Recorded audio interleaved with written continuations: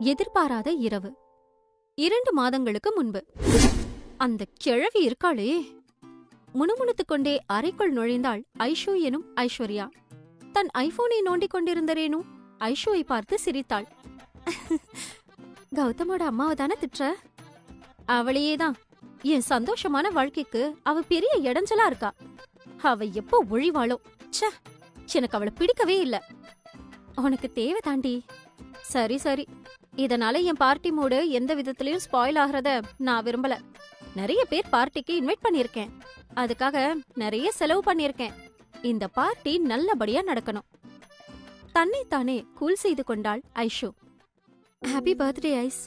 உன்னோட இந்த 23வது பிறந்த நாள்ல உனக்கு பிடிச்ச சந்தோஷமான வாழ்க்கை அமையணும்னு நான் கடவுள்கிட்ட வேண்டிக்கிறேன்டி.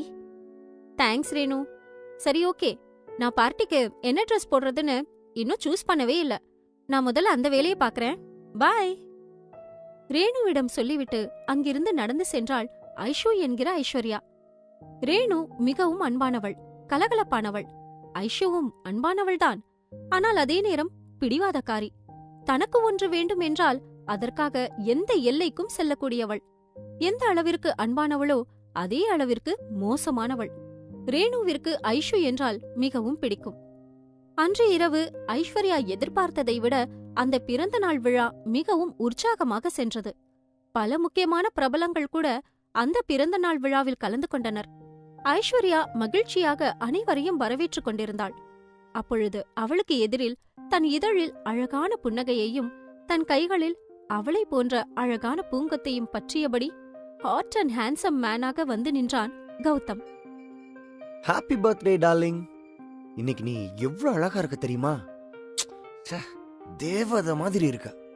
கௌதம் தன் காதலியை காதலாய் பார்த்து வாழ்த்து கூற தன் காதலனை கண்ட ஐஷுவின் கண்ணங்கள் மேலும் சிவப்பேறியது. I love you too Gautham. கௌதமை வரவேற்று தழுவினாள் ஐஸ்வர்யா. இருவரும் பிரிய மனமில்லாமல் தழுவிக் கொண்டிருந்தனர். அதனைக் கண்டு சுற்றியிருந்த நண்பர்கள் கூட்டம் கத்தி ஆரவாரம் செய்ய மெல்ல அவர்களை நெருங்கி தன் குரலை சிறுமினாள் ரேணு. இங்க சுத்தி நாங்கள்லாம் இருக்கோம். ரேணு கிண்டலாக சொல்ல கட்டி அணைத்திருந்த இருவரும் வெட்கத்துடன் விலகினர். பாரா, இப்பதான் வெக்கலாம் வருது. Happy birthday dear. தன் தோழியை கட்டி அணைத்து வாழ்த்து கூறினாள் ரேணு. அதன் பிறகு பிறந்தநாள் விழா களை கட்டியது. ஐஸ்வர்யா கேக் வெட்டி கௌதமுக்கு ஊட்டிவிட்டாள். பிறகு கௌதமும் அவளுக்கு கேக் ஊட்டிவிட்டான். அப்படி இப்படி என்று அந்த பார்ட்டி நள்ளிரவை கடந்து சென்று கொண்டிருக்க கௌதம் நண்பர்களுடன் சேர்ந்து மது அருந்திக் கொண்டிருந்தான். அப்போது சட்டென்று அவன் கையில் இருந்து மது கிளாஸை பிடுங்கினாள் ஐஸ்வர்யா. போதும் கௌதம், ஏற்கனவே உங்களுக்கு அதிகமாயிருச்சு, வாங்க போகலாம். அவனை தன்னுடன் அழைத்து செல்ல முயற்சிக்க அவனும் அவளை தன்னோடு சேர்த்து அணைத்துக் கொண்டான். Hello ladies and gentlemen's, small attention. நீங்க எல்லாம் இவளுக்கு கிஃப்ட் கொடுத்துட்டீங்க, ஆனா நான் இன்னும் கொடுக்கல. அதான் இப்போ உங்க எல்லார் முன்னாடியும் கொடுக்கலான் இருக்கேன்.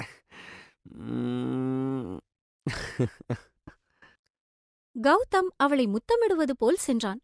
நாங்க 2 பேரும் கூடிய சீக்கிரமா கல்யாணம் பண்ணிக்க போறோம். அங்கிருந்த அனைவருக்கும் கேட்கும்படி கூறினாள். அதை கேட்டு அங்கிருந்த அவர்களின் நண்பர்கள், பிசினஸ்மேன், உறவினர்கள் என்று அனைவரும் ஆரவாரம் செய்தார்கள். அதை கேட்டு ஐஷு சந்தோஷத்தின் உச்சத்தில் இருந்தாள். மை டியர் ஃப்ரெண்ட்ஸ், நான் இன்னைக்கு ரொம்ப சந்தோஷமா இருக்கேன். என்னோட பர்த்டே கிஃப்ட்ல இதுதான் ரொம்ப பெருசு. எல்லாரும் சேர்ந்து என்ஜாய் பண்ணுங்க. அனைவருக்கும் கூடுதலாக மது கொடுக்க சொன்னாள். கௌதம் கூறியதை கேட்டு சந்தோஷத்தில் இருந்த ஐஷு தனக்கு ஒரு கிளாஸை எடுத்துக்கொண்டு ரேணுவுக்கும் ஒரு கிளாஸ் கொடுக்க ஐஷுவின் கட்டாயத்தில் ரேணுவும் சிறிதளவு குடித்தாள். டிஜேவின் பாடல், ஆட்டம் பாட்டம் என்று பார்ட்டி களை கட்டியது. ஆனால் சற்று நேரத்திலேயே அங்கிருந்த அனைவருக்கும் ஏதோ ஒருவித தலை சுற்றல் ஏற்பட அப்படியே ஒவ்வொருவராக மயங்கி விழுந்தனர். ரேணுவிற்கு குடித்து பழக்கமில்லை. முதல் முறையாக குடித்திருந்தாள். எனவே தலை சுற்றி கொண்டு மயக்கம் வருவது போல் இருக்க அவளோ தன்னை நிதானித்துக் கொண்டு எப்படியோ தனக்காக புக் செய்யப்பட்ட அறைக்கு சென்று விட்டாள்.